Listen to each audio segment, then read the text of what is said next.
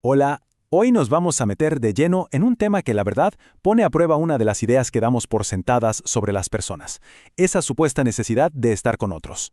Vamos a explorar a fondo el trastorno esquizoide de la personalidad. Y esa es justamente la pregunta del millón, ¿no? ¿Qué se siente vivir en un mundo donde la soledad no es un problema sino el estado ideal? ¿Cómo funciona una mente así? Y ojo, porque aquí viene la clave de todo, lo que tenemos que entender desde ya. No estamos hablando de alguien que es tímido o que le tiene miedo a la gente y por eso se aísla. No, no.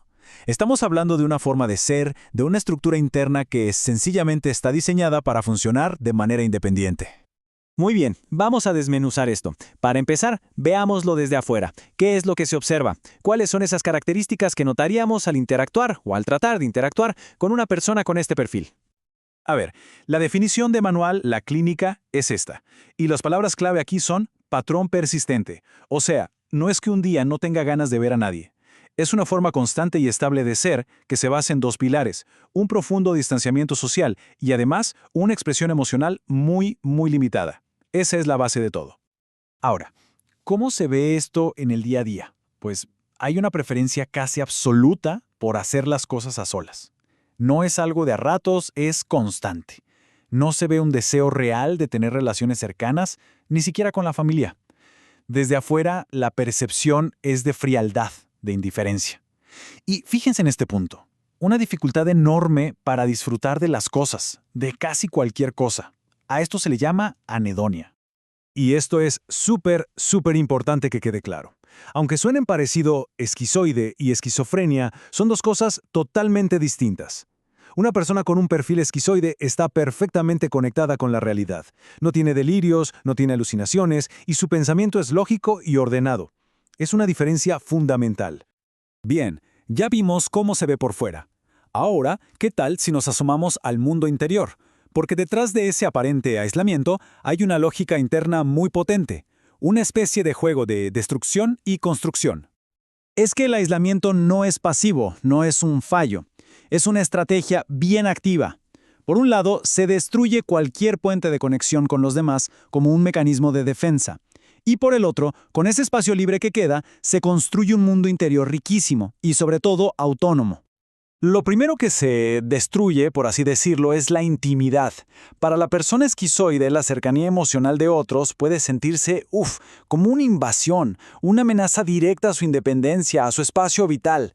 Así que para protegerse, esa puerta se cierra con candado. De la mano con eso viene la destrucción del vínculo afectivo.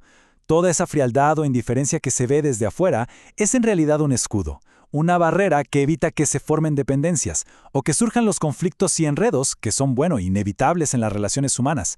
Es pura protección. Y en algunos casos, esta estrategia va un paso más allá.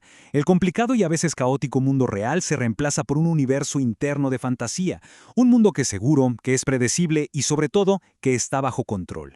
Claro, esto aísla todavía más, pero cumple su función. Pero, cuidado, no pensemos que en ese aislamiento solo hay vacío, para nada. De hecho, en ese espacio protegido se construyen cosas realmente impresionantes. Veamos ese lado constructivo de la moneda. Y miren nada más las fortalezas que pueden surgir de aquí. Se desarrolla una autosuficiencia y una autonomía brutales. Al no tener las distracciones de la vida social, se pueden construir mundos intelectuales o creativos de una complejidad asombrosa. El pensamiento es súper original porque no le debe nada a las modas o a lo que piensen los demás. Y ojo, pueden ser muy buenos en relaciones de trabajo, basadas en objetivos, no en emociones. Y para que quede súper claro, piensen en Sherlock Holmes. Es el ejemplo perfecto. Un desinterés total por los lazos afectivos, pero una mente genial, imparable, cuando se trata de resolver un problema en solitario. Es el mejor ejemplo de cómo estos rasgos pueden ser, de hecho, muy funcionales. Ok, ya entendimos un poco la lógica interna, ¿verdad? Ahora volvamos a la parte más, digamos, formal. ¿Cómo se traduce todo esto en un diagnóstico clínico? La idea no salió de la nada, ¿eh? Esto tiene su historia. Empezó con las primeras observaciones de Bleuler, que hablaba de un repliegue interior. Luego Kretschmer definió un tipo de temperamento que mezclaba sensibilidad con aislamiento.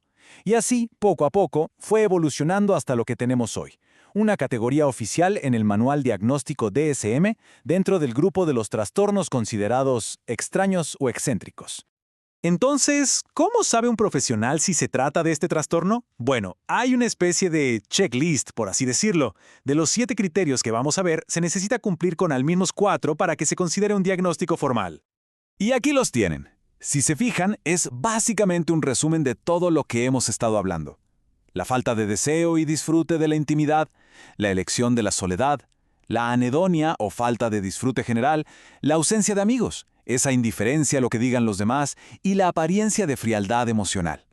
Y así llegamos a la conclusión. Quizá lo más importante que nos podemos llevar de todo esto es cambiar la perspectiva. En lugar de verlo como una lista de cosas que faltan, es más útil entender el perfil esquizoide como un sistema completo, que funciona con su propia coherencia. La metáfora que mejor funciona es esta. No se trata de un software dañado que no logra conectarse a la red, no. Es más bien como un sistema operativo completamente distinto, diseñado desde cero para ser autosuficiente. Simplemente funciona con otras reglas. Y todo esto nos deja flotando una pregunta bastante profunda, la verdad.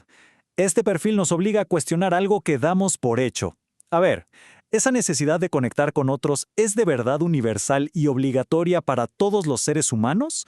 ¿O para algunos es simplemente una preferencia más entre muchas otras? Ahí se las dejo.